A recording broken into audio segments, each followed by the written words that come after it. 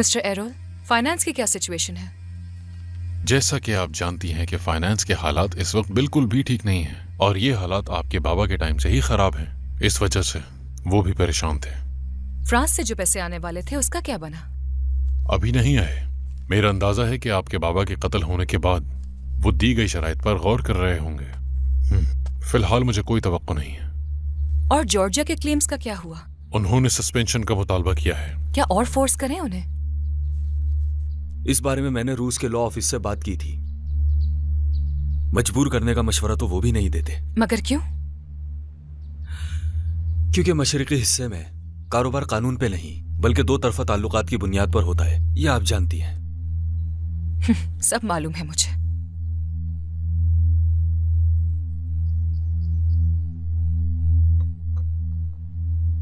तो next step क्या होगा? हमारे पास फिलहाल 3 ऑप्शंस मौजूद हैं। या तो हम सब कुछ बेचकर छोड़ देते हैं, या फिर कोई पार्टनर ढूंढकर छोटे हिस्से के लिए उससे डील करते हैं, या फिर या क्या? हमें मास्क लगाने दें और कुछ ऑक्सीजन लेने दें। बाकी बातें बाद में डिस्कस कर लेंगे। ये आदमी तो कहीं से भी तुर्क नहीं लगता। हिटलर के जर्मनी में ऐसा आदमी ढूंढना बहुत मुश्किल है। भाई काशकार फैमिली ऐसी ही है। आपकी नोटबुक में ही पढ़ा था मैंने। एक ही फैमिली एक ही वक्त में मेडिकल, जुए और कंस्ट्रक्शन के बिजनेस में कैसे हो सकती है? इस सब के अलावा एनर्जी, मीडिया और असला का कारोबार। उनकी हैसियत लगभग 35 से 40 मिलियन डॉलर के करीब है।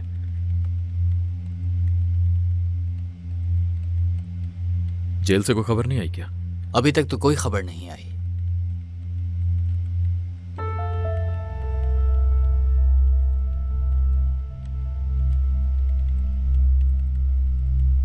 वो लड़की क्या कर रही है? तोरोस? हाँ, तोरोस। तोरोस घर पर है, शायद मीटिंग में। हेडफोन देना जरा मुझे।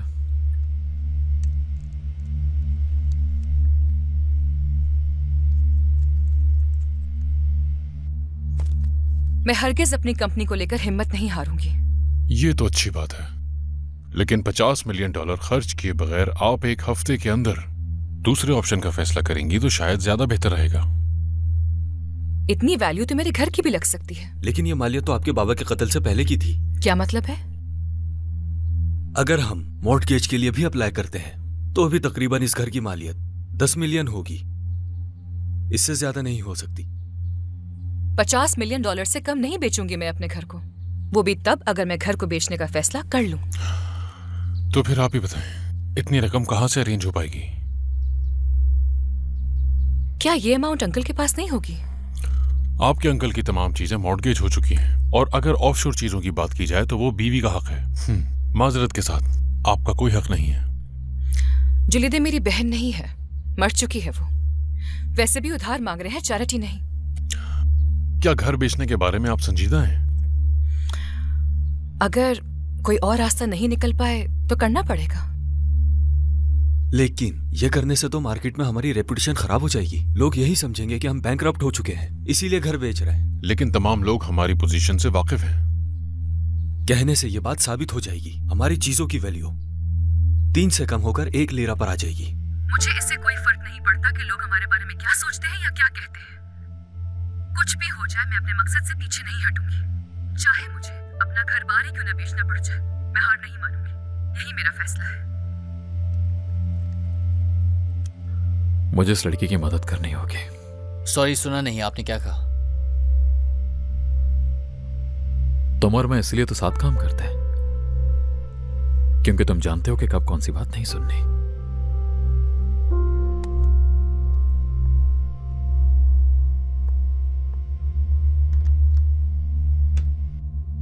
हमें बहुत सोच समझकर अपना प्लान तैयार करना होगा।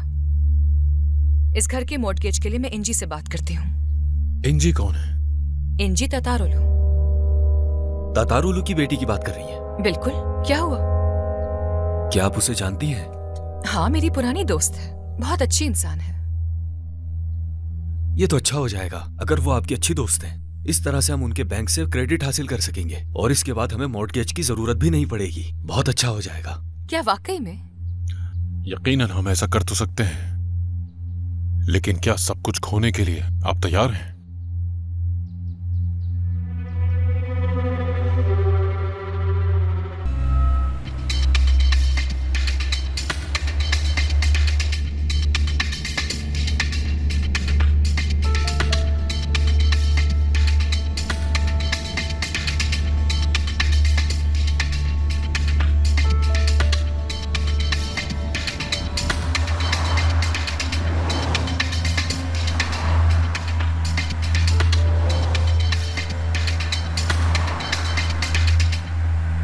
दाऊद तातारोलो हमारी तमाम प्रॉब्लम्स को हल कर सकता है, लेकिन याद रखिएगा वो अपने हर काम में कोई ना कोई शर्त लाजमी रखता है।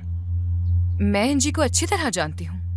मैं उसकी फैमिली में उसके बाबा और भाई से भी मिली हुई हूँ। दाऊद ततारुलू एक ऐसा ताकतवर इंसान है जिसका पूरे मुल्क में कोई सानी नहीं। कुछ भी हो जाए उसका काम नहीं रुकता। कहते तो यही है, सब पावर का खेल है। और बताया ये जाता है कि उसके कुल असासों की मालियत $60 मिलियन है। इतनी दौलत दुनिया में किसी के पास नहीं है, तुर्की में कहां से होगी? मिसाऊ, आप फोर्स की लिस्टों को इग्नोर कर रही हैं, जो टैक्सों की फहरिस्तों की वजह से बनती है। दुनिया की किसी भी क्रेडिट कंपनी से पूछ सकते हैं, वो दाऊद तातारोलो को अच्छी तरह जानते हैं। सच कह रहे हैं? और इंजी का बाप दाऊद कंस्ट्रक्शन वेपन की स्मगलिंग में शामिल है और हत्ता के सरकारी और गैर सरकारी कामों में भी मुलव्विस है। ऐसा कोई गैर कानूनी काम नहीं जो उसने ना छोड़ा हो। वो कोई आम आदमी नहीं बल्कि बहुत ही ताकतवर आदमी है। जिस तरह आपने कहा कि वो हमारे काम आ सकती हैं, यकीनन उनकी मदद लेकर हम जल्द रिकवर कर सकते हैं। जितना जल्दी हो सके उनसे जाकर मिलिए।